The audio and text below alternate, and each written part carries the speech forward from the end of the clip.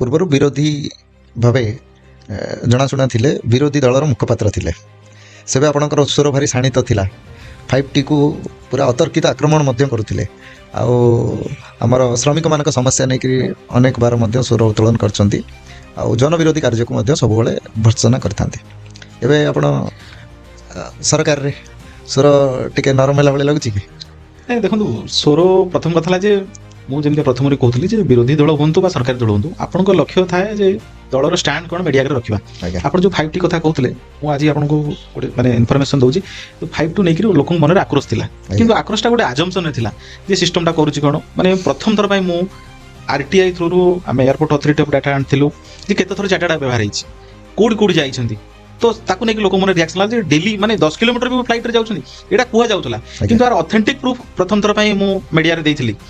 ଏବଂ ପର୍ସନାଲ କାମରେ ହେଲିକପ୍ଟର ବ୍ୟବହାର କରିବା, ତାର ଫଟୋ ତାକୁ ପ୍ରୁଫ୍ କରିବା ସହିତ ଗୋଟେ ପ୍ରାମାଣିକ ତଥ୍ୟ ମୁଁ ଗଣମାଧ୍ୟମରେ ଆଗରେ ସାମ୍ନାରେ ଥୋଇଥିଲି।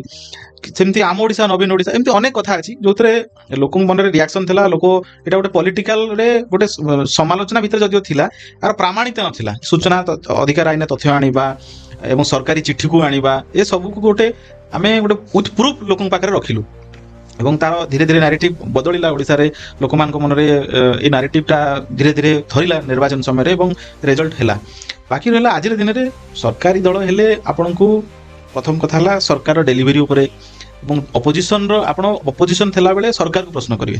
ସରକାର ଦଳର ମୁଖପାତ୍ର ହେଲେ ଆପଣ ଅପୋଜିସନ ପ୍ରଶ୍ନର ଉତ୍ତର ଦେବେ।